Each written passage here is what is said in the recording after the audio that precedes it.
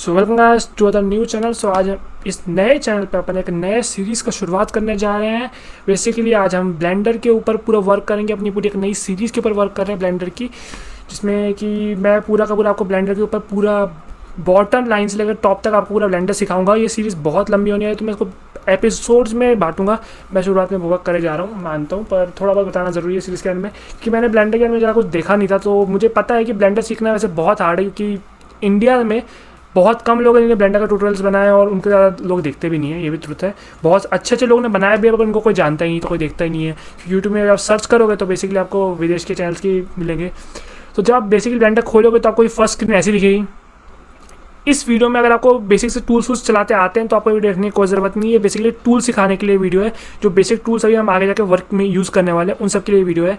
So basically ये अपना शुरुआत में जब आप ब्लेंडर खोलोगे तो ये बहुत सारे आपको बस ऐसे दिखेगा, ये आपको साइड में दिखेगा नहीं, क्योंकि रिसेंट में मैं बहुत सारे प्रोजेक्ट पे वर्क कर रहा था तो वो सब मैं अभी यहाँ पे दिखाऊंगा नहीं।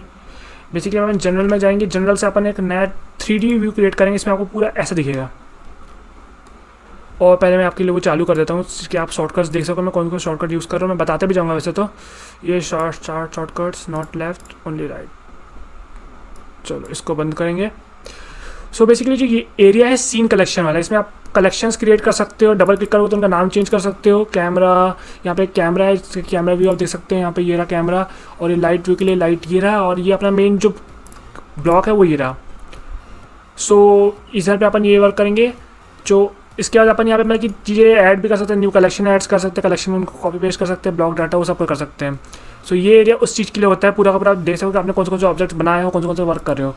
ये है सिलेक्शन टूल, ये बहुत सारी चीज़ें हैं इस वाले एरिया में। तो आपको बेसिकली इसमें ज़्यादा कुछ करना नहीं है, आपको बेसिकली इस पे जाना है।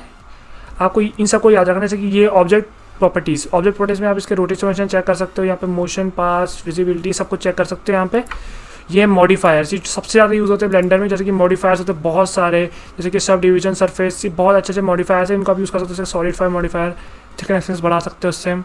और एक ये वाला है, ये फिजिक्स के लिए यूज़ होता है। अगर आप कोई एनिमेशन का वर्क करो तो उसमें फिजिक्स होती है, जैसे कि कोलिजन्स, क्लोथ सिमुलेटर, ये फ्लूइड, रिजिड बॉडी सिमुलेटर, ये सब के लिए यूज़ होता है। तो ये एरिया उसके लिए होता है। यहाँ पे बेसिकली हमेशा ये आपको डिफ़ॉल्ट सेटिंग्स में आपको सारे के साथ दिख जाएंगे। अब बात करते हैं जूम वाले की, तो इससे आप जूम और जूम आउट कर सकते हो, पर आपको इसकी ज़रूरत नहीं है। नॉर्मली माउस की मिडल की जो ये व्हील होता है इससे आप कर सकते हो आगे पीछे, तो उसका तो ज़रूरत नहीं है। ये है आपका ये मूवी करने के लिए ऐसा ये एक टूल है, पर इसके लिए भी एक टूल है, मैं आपको बताता हूँ बाद में। पहले मिडल माउस बटन वगैरह जब आप प्रेस करोगे, मिडल माउस बटन को जो व्हील होता है ना आपका, उसको आप जब प्रेस करोगे तो आप ऐसा रोटेट कर पाओगे 3D इसमें। और अगर मिडल माउस बटन को के साथ अगर आपने शिफ्ट दबाया तो आप उसको ऐसे ही मूव करोगे। जो ये टूल काम करता है वो ऐसे ही हो जाता है शॉर्ट के की से, पर आपको पहले शिफ्ट पहले दबाना पड़ेगा, फिर मिडल माउस बटन दबानी पड़ेगी, तभी ये वर्क करेगा। और फिर अपने थर्ड पे आते हैं। ये तो कैमरा व्यू है। कैमरा व्यू से आप देख सकते हो कि कैमरे में कैसा दिखेगा। ये जब आप एनिमेशन करोगे ना तो कैमरे में कैसा दिखेगा उस टाइप से आप देख सकते हो उस कैमरा व्यू से। इसके लिए भी एक शॉर्टकट की है, वो है नम लॉक पे आप जब 0 दबाते तब ये काम करता है। वैसे ही आपको याद रखने की ज़रूरत नहीं है वैसे तो। और एक ग्रिड्स के लिए होता है, ये आपका ज़्यादा यूज़फुल नहीं होता। ये है मेन्स, ये वाला जो है जब आप ऑब्जेक्ट मोड में रहोगे, ये इस जगह होती है जहाँ से आप ऑब्जेक्ट मोड सिलेक्ट कर सकते हो, जैसे कि object modes, edit mode, sculpture mode, vertex, ये सब आपको बेसिकली आप दो ही, अगर आप बिगनर हो तो आप 2 में ही वर्क करोगे, ऑब्जेक्ट मोड और एडिट मोड में। बाकी और बहुत सारे हैं, UV, edition, texture, shaders, animations, तो वो सब अलग है। तो पहले अपन बात करते हैं सिलेक्ट टूल की। ये सिलेक्ट टूल जो है अपन में पहले ये जो टूल बना हुआ है बॉक्स वाले से आप बॉक्स बना करके सिलेक्ट कर सकते हो किसी भी ऑब्जेक्ट। जैसे मैंने अभी ब्लॉक्स बनाया तो दोनों सिलेक्ट हो गए, ऐसा है। इसके लिए एक साइकिल का एक टूल है, यहाँ पे आप जब क्लिक भी करोगे तो आपको दिखेगा कि शॉर्टकट साइकिल W अगर आप क्लिक करोगे तो ये इसमें क्रिएट हो जाएगा। इससे आप मतलब कि एक एक करके जैसे अपने शिफ्ट दबाए, शिफ्ट आपको दबाने पड़ेगा। अगर आपको मल्टीपल ऑब्जेक्ट का सेलेक्ट करना है तो ये शिफ्ट दबाए, इसको सिलेक्ट करें, इसको सिलेक्ट करें, ऐसा हो जाता है। नॉर्मली आप इससे एक बार में इसको सिलेक्ट कर लिए, इससे सिलेक्ट होगा इस वाले टूल से। ये है दूसरा टूल, इससे आप मतलब कि ऐसा करके ये जो भी होता है फोटोशॉप में जिसने यूज़ किया उनको पता होगा इस टूल का कितना ज़्यादा यूज़ है। सबको सिलेक्ट कर लिया यहाँ पे, और एक और W दबा के तो नॉर्मली ये अपने ये वाला टूल आता है tweak tool, select and active items, select करें, एक्टिव हो जाएंगे तुरंत एक बार में आइटम्स। बाकी इसमें इतने ही पार्ट्स होते हैं अभी तो। और ये बाकी है कर्सर वो पॉइंट हो, जैसे कि ये है अपना कर्सर। मेनली कर्सर को कहीं पे मूव कर सकते हो, जहाँ पे भी कर्सर रहेगा वहीं पे आप, जैसे कि शिफ्ट ए दबाया अपन ने, ये भी एक टूल है। शिफ्ट ए दबाने से मतलब कि देखो मैं दिखाता हूँ, यहाँ पे नॉर्मली आप यहाँ पे भी जाके ऐड कर सकते हो आइटम्स, पर अगर आप शिफ्ट ए दबाते हो, ये भी एक शॉर्टकट की है, सो उसके बाद आपका एक क्यूब खुल जाता है, आप इनसे मतलब कि चीज़ें बना सकते हो। जैसे कि यहाँ पे मैंने अभी क्यूब खोला, तो जहाँ पे कर्सर रहेगा वहीं पे क्यूब आएगा। अब इसको हम हटा देते हैं। पहले Ctrl+Z से होता है कि ये मतलब अंडू होता है और पीछे हो जाए, कर्सर अपने मेन पॉइंट पे जा नहीं रहा। छोड़ो, मैं उसको वैसे ही कर दे रहा। चलो, उसके बाद ये थर्ड है move tool. Move tool basically किसी भी चीज़ को 3D व्यू में एक्स वाई जेड एक्सिस में मूव करने के लिए होता है। इसमें ऊपर वाली जो एक्सिस होती है वो जेड होती है, इस साइड वाली जो एक्सिस होती है वो एक्स होती है और इस साइड होती है वाई होती है। जो अगर कोई गेम इंजन में वर्क कर रहा है उनको पता होगा कि ये एक्सिस यूनिटी में बहुत अलग होती है। यूनिटी में जेड इस साइड होती है और एक्स तो इस साइड ही होती है, पर उसमें वाई ऊपर होता है। तो इसमें आप पता कि इनको क्लिक करके ऊपर साइड ले सकते हो, इस साइड ले सकते हैं। ये भी एक तरीका होता है। मतलब कि कुछ लोग तो मैक्सिमम टाइम ब्लेंडर में एक फ़ायदा ये होता है कि आपके पास जो शॉर्टकट की होती है उनसे आपको बहुत जल्दी काम हो जाता है। जैसे कि इसके लिए शॉर्टकट की आपके पास है जी से आप नॉर्मली ऐसा करके मूव भी कर सकते हो 3D में उसको, वरना फिर आप जी दबाए उसमें फिर आपने Z दबा दिए, G+Z से ये Z एक्सिस में मूव करेगा। और फिर आपको ये क्या कहते हैं लेफ्ट माउस बटन दबाने से ये उस जगह पर सिलेक्ट हो जाए, G+Z इधर से सिलेक्ट हो गया। फिर एक और आपने जी दबाए, फिर वाई एक्सिस के लिए वाई दबा दिए, G+X एक्स एक्सिस में मूव करने के लिए। फिर आपको हर करने का आपको लेफ्ट माउस बटन दबानी पड़ेगी ताकि वो सिलेक्ट होकर फिनिश हो जाए। ये है थर्ड है रोटेशन टूल। रोटेशन आपको 3D में किसी चीज़ को अगर रोटेट करना है उसके लिए टूल यूज़ होता है। जैसे कि मैंने इसको रोटेट कर दिया, यहाँ पे हर एक्सेस के रोटेशन होता है। और अगर आप मिडल में यहाँ पे कहीं पे क्लिक करोगे तो हर साइड के लिए रोटेट करेगा ये। बाकी फिर इसके लिए एक और टूल है अपने पास, अपन मतलब कि शॉर्टकट R दबा दिए तो R से कहीं पे भी ऐसे भी नॉर्मल रोटेट करेगा। पर अगर आप R में X दबा दोगे तो ये X एक्सिस में रोटेट करेगा, Y दबा दिए Y एक्सिस में रोटेट करेगा। इसमें एक और फंक्शन का बहुत यूज़ होता है, जैसे कि आपने Y एक्सिस दबा दिए उसके बाद आपने 90 Ctrl+ अब R से आप इसको दो हिस्सों में डिवाइड कर सकते हो। यहाँ पे क्लिक करें आपने और अब इसके जैसे आप एक बार क्लिक करोगे अपने लेफ्ट माउस बटन को तो उसके बाद आप इसको मूव कर सकते हो कहीं पे भी।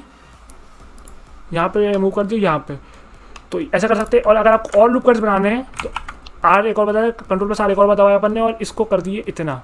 मतलब कि मिडल माउस का जो व्हील है अपना इसको ऊपर नीचे करेंगे, मतलब कि सामने साइड करेंगे ऊपर साइड, तो ये मतलब कि बहुत सारे लूप कट्स आ जाएंगे। आप जितने चाहे लूप कट्स डाल सकते हो, जैसे इतने लूप कट्स हमने बना दिए। और एक और तरीका इसमें सब डिवीज़न करने का भी, आपने जैसे कि ऑब्जेक्ट को पूरा ए दबा के सिलेक्ट करें फिर सब डिवीज़न करें तो यहाँ नीचे सब डिवीज़न का टैब आ जाएगा और यहाँ पे आप टाइप कर दो ऑलमोस्ट 20, तो ये देखो पूरे 20 सब डिवीजन होगा। यहाँ पे बहुत ज़्यादा दिख रहे होंगे कि पहले हमने स्मॉल लूप कट्स बना दिए थे तो उनमें 20 के 20 इतने सारे सब डिवीजन हो गए। देखो यहाँ पे इतने सारे डॉट्स हो गए यहाँ पे, तो बहुत बुरा। तो ऐसे सब डिवीजन कर सकते हो। वैसे मैं कंट्रोल दबा करके इन सबको पहले Ctrl+G से अंडू होता है, पहले बता दो एक और बार।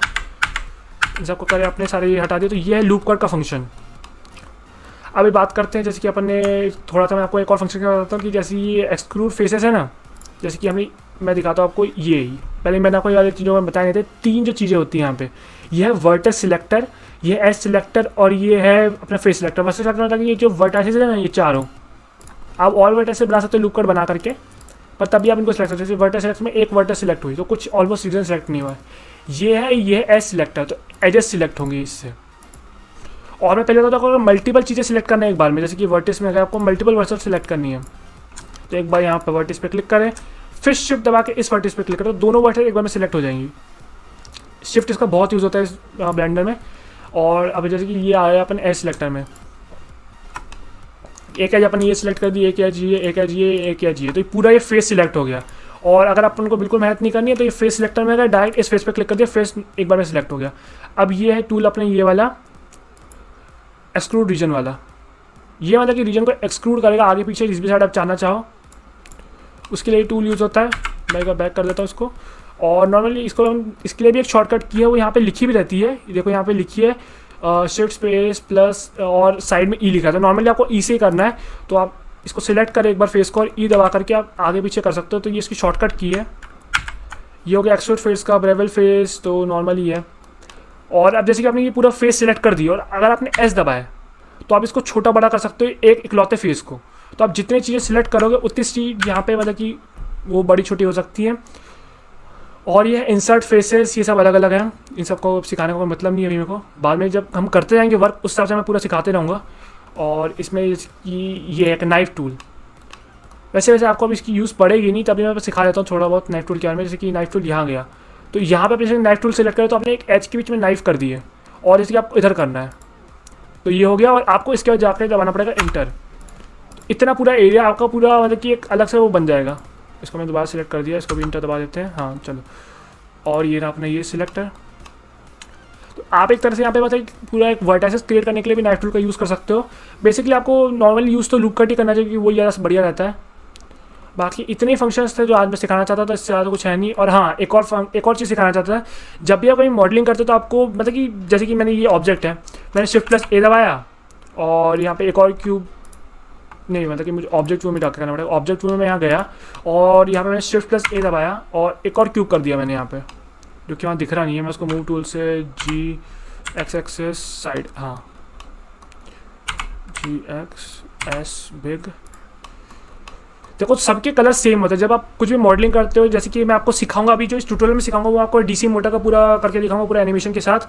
तो इसमें ऐसा होता है कि आपको जब आप कुछ भी वर्क करते हो तो जब आप एनिमेशन के लिए जो भी मतलब कि मॉडलिंग करते हो तो डीसी मोटर में बहुत सारे पार्ट्स आप जानते हैं, कॉइल भी है, रोटर है, स्टेटर है, बहुत सारे पार्ट्स है। तो उन सब के लिए आपको ये करना पड़ता है। तो उसके लिए आपको सेम कलर जब होते हैं ना तो ऑब्जेक्ट के आपको डिस्टिंग्विश करना बहुत मुश्किल हो जाता है। तो आपको पहले यहाँ जाना है फंक्शंस में, इसको डाउन करना है।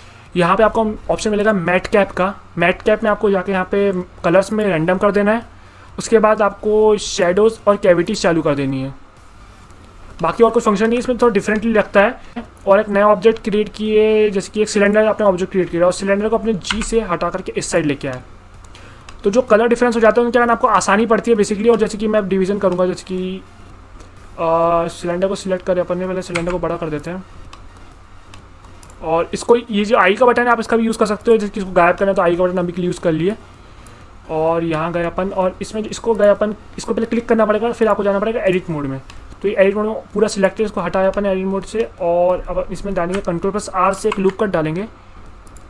लूप कट डाल दिए और उसके बाद अपन ने पकड़े इसको ऑलमोस्ट ऐसा करे। फेस सिलेक्टर से सिलेक्ट क्यों नहीं हो रहे फेसेस, ये एज सिलेक्टर चालू हुआ, मैं सोचा ध्यान नहीं दिया मैंने। ये सिलेक्ट हो गया एरिया, और ये एरिया सिलेक्ट हो गया, ये एरिया सिलेक्ट हो गया, मतलब इतना पूरा एरिया सिलेक्ट हो गया। और आपको यहाँ जाकर के करना है सेपरेट बाय सेक्शन। जब आप इसको सेपरेट करोगे किसी भी ऑब्जेक्ट से तो दो हिस्से जब बनेंगे ऑब्जेक्ट के तो डिफरेंट कलर्स आएंगे, तो उसके कारण आपको वर्किंग आसान हो जाएगी। तो आज की वीडियो के लिए इतना ही। मैं बेसिकली इसमें टूल से सिखाना चाह रहा था और मैं अभी नेक्स्ट वीडियो कुछ जल्दी ही डाल